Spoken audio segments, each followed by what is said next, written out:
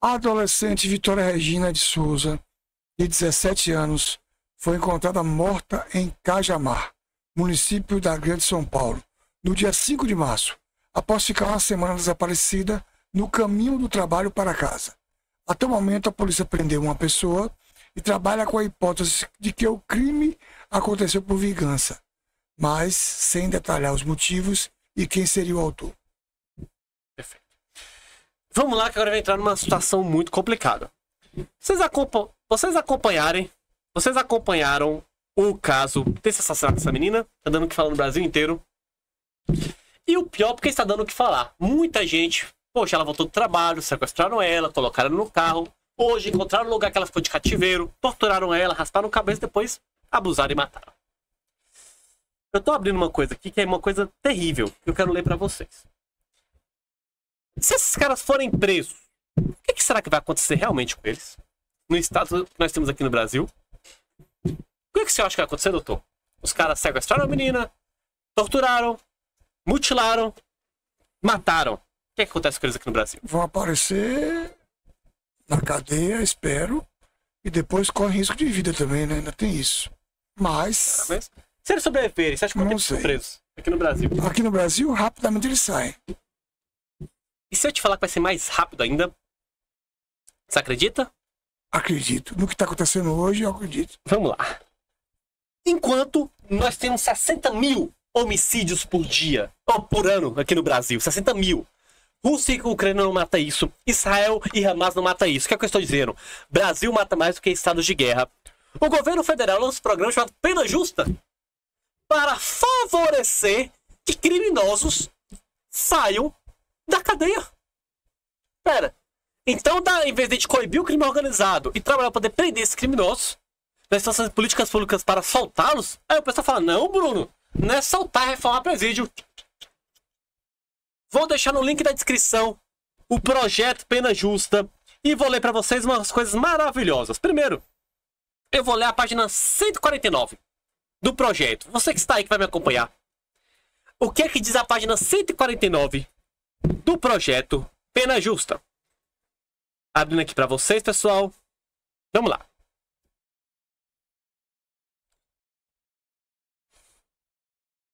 Problema do uso excessivo da privação de liberdade. Peraí. Isso aqui já começa um problema muito grave para mim. Por quê? Doutor Candarella, o senhor sabia que São Paulo é o estado ou o município que tem mais população no Brasil e tem menos homicídios? Pois é. A gente pensa, quanto mais população, mais pobreza, mais homicídios. Só que não.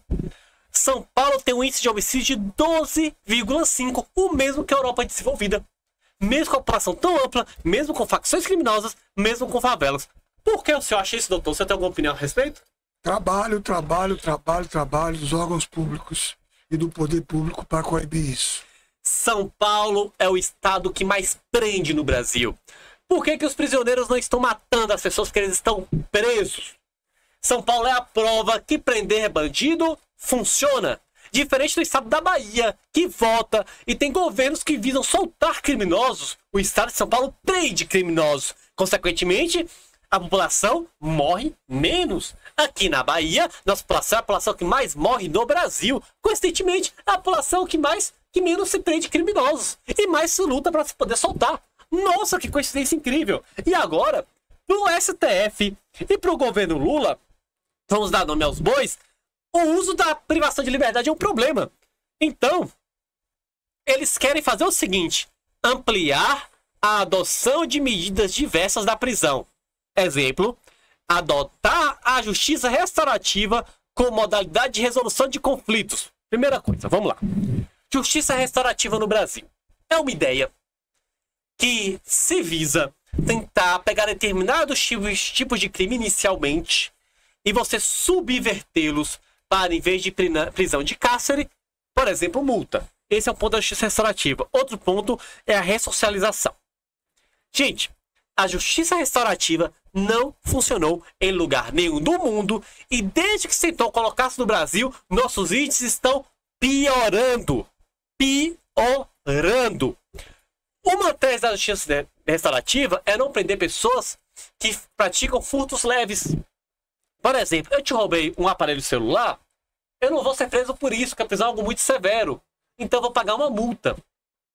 Eu vou pedir para cada um de vocês ouvintes verem o que aconteceu com a Califórnia, um lugar muito mais rico, muito mais bem desenvolvido que o nosso, quando isso foi à tona. O horror que se tornou a Califórnia por causa de arrastões, assaltos em massas, coisas terríveis começaram a acontecer ali, que ainda não acontecem no Brasil. Ainda não acontecem. Já tentaram uma época, a época dos rolezinhos não funcionou. Mas, o que é que acontece? O governo, ele foi pego 2 vezes seguidas, tendo reuniões com agentes do crime organizado no Ministério da Justiça brasileira. Primeiro ponto.